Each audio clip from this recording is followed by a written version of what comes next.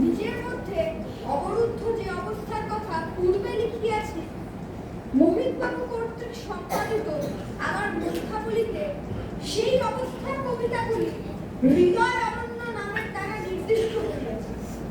প্রভাত সঙ্গীতে পুনর্মিলন নামক কবিতায় আছে, হৃদয় নামেতে এক বিশাল অরণ্য আছে, দিশে দিশে নাহি কবিতারা তার আছে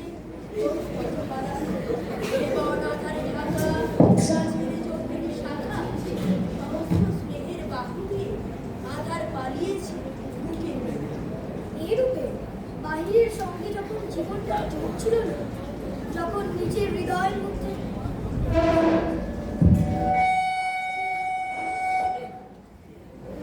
এইরূপে বাহিরের সঙ্গে যখন জীবনটা যোগ ছিল না, যখন নিজের হৃদয়ের মধ্যে আবিষ্ট অবস্থায় ছিল, যখন কারণহীন আবেগ ও লক্ষ্যহীন আকাঙ্ক্ষার মধ্যে আমরা কল্পনার নানা ছদ্মবেশে ভ্রমণ করিতেছিল, তখনকার অনেক কবিতা নূতন গ্রন্থাবলী হইতে বর্জন করা হইয়াছে।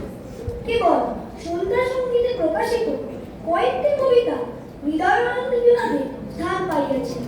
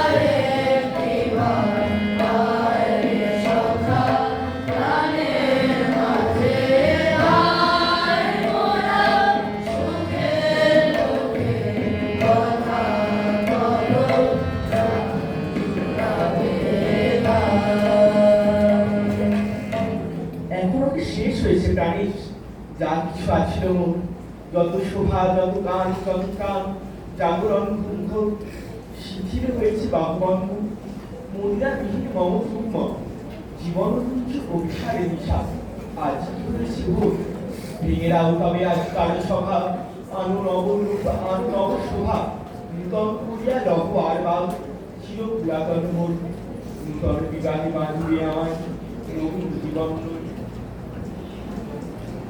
জীবন দেবতা আমাদিগকে অন্তর্লোকের আনন্দানুভূতি প্রদান করিয়া থাকে। বিশ্ব লোকের সহিত নিজেকে একাত্ম করিবার সর্বতভাবে চেষ্টা করেন।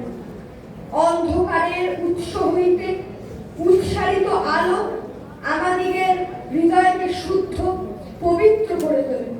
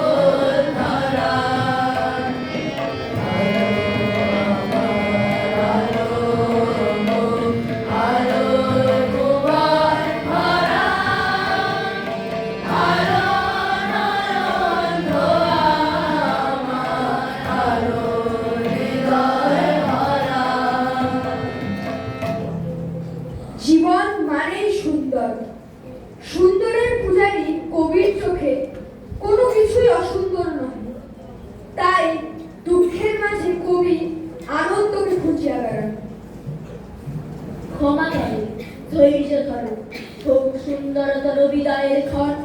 মৃত্যু নয়, ধ্বংস নয়, নহে বিচ্ছেদের ভয়, শুধু সমাপন। বাহিরের বারান্দায় আসিয়া দেখিলাম তাহার সুসজ্জিত দেহ প্রাঙ্গণে খাটের উপর শোয়া, কিন্তু মৃত্যু যে ভয়ঙ্কর সে দেহে তাহার কোনো প্রমাণ ছিল না। সেদিন প্রভাতের আলোকে মৃত্যুর যে রূপ দেখিলাম তাহা সুখশক্তির মতোই প্রশান্ত ও মনোহর। জীবন হইতে জীবনান্তের বিচ্ছেদ স্পষ্ট করিয়া চোখে পড়িল না। বেলা হইল, শ্মশান হইতে ফিরিয়া আসিলাম। গলির মোড়ে আসিয়া তিতাল বাড়ির থেকে চাহিয়া দেখিলাম তিনি তখনও তাহার ঘরের সম্মুখের বারান্দায় স্তব্ধ হইয়া উপাসনায় বসিয়া আছেন। ক্ষণিক দাঁড়াও স্থির, পদতলে নমিষি, তব যাত্রা পথে নিষ্কম্প প্রদীপ ধরি, নিস্তব্ধে আরতি করি নিস্তব্ধ জগৎ। ও হয়